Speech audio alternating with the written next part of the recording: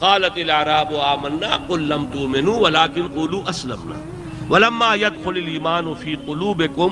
اے نبی یہ بدو دعویٰ کر رہے ہیں کہ ہم ایمان لے آئے، آپ ان کو بتا دیجئے اس مغالطے میں نہ رہنا، تم ایمان ہرگز نہیں لائے ہو، ہاں یوں کہو کہ ہم مسلمان ہو گئے ہیں، حالانکہ ابھی تک ایمان تمہارے دلوں میں داخل نہیں ہوا.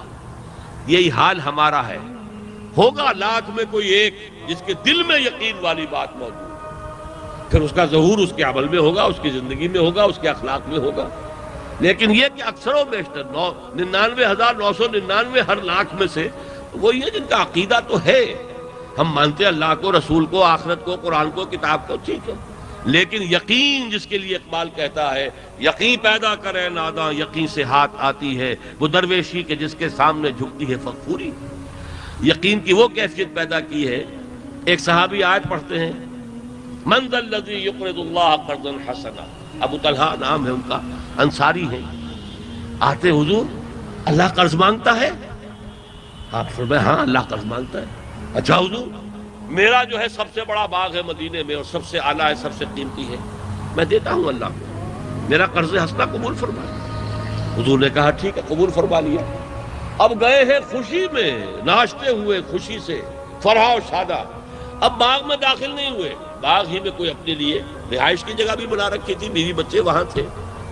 باہر سے کہتے کھڑے ہو کر ام طلحہ، وہ ابو طلحہ تھے، وہ ام طلحہ، نکل آؤ باہر، بچوں کو لے آؤ، میں نے یہ اللہ کو قرض دے دیا، اب یہ ہمارا نہیں. یہ ہے یقین کی بات، یقین پیدا ہو جائے.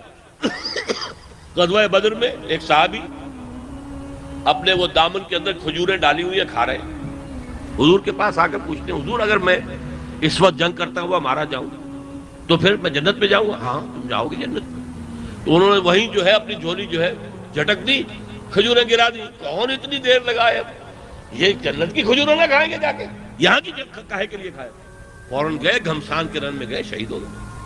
یقین، وہ یقین اگر وہ یقین پیدا نہیں ہوتا 100% لوگوں میں نہیں پیدا ہوا کرتا. معتدب تعداد میں ایسے لوگوں کے اندر یقین جب تک اس درجے کا نہیں آئے گا تو انقلاب اسلامی کا گویا کہ پہلا قدم ہی نہیں اٹھا. نعرے لگاتے رہو، جلسے کرتے رہو، جلوس نکالتے رہو، اور جو بھی چاہو کر لو، کوئی گولیاں بھی کھا لو، جیسے کہ نظام مصطفیٰ تحریک میں لوگوں نے گولیاں بھی کھا لی.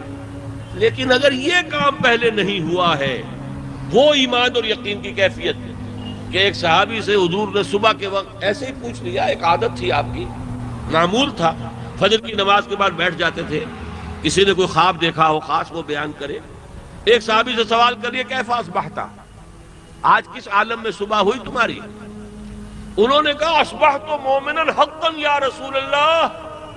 بڑا غیر معمولی جواب تھا. اے اللہ کے رسول میں نے تو سچے مومن کی صبح کی ہے، سچے مومن کی صبح. اب حضور نے سوال کیا لکل شیء صفت فما صفت ایمانک، ہر شے کی کوئی صفت ہوتی ہے، علامت ہوتی ہے. تم جو کہہ رہے ہو سچے مومن کی صبح مجھے نصیب ہوئی ہے، تو کیا علامت ہے تمہاری اس ایمان کی؟ انہوں نے عرض کیا کانی انظر الی النار کانی انظر الی الجنہ، میری کیفیت یہ ہے کہ گویا کہ میں اپنی آنکھوں سے دیکھ رہا ہوں دوزخ کو بھی اور اپنی آنکھوں سے دیکھ رہا ہوں جنت کو بھی. یہ تھا وہ یقین کا درجہ جسے کہ حدیث جبرائیل میں کہا ہے ان تعبد اللہ کانک تراہ فإن لم تکن تراہ فإنہ یراک، یا دوسری روایت میں آیا ان تعمل للہ کانک تراہ فإن لم تکن تراہ فإنہ یراک.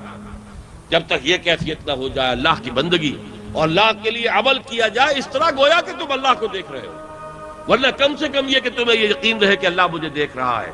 یہ ایمان کی کیفیت مطلوب ہے ان لوگوں کے اندر کہ جو انقلاب اسلامی کا داعیہ لے کر اٹھے.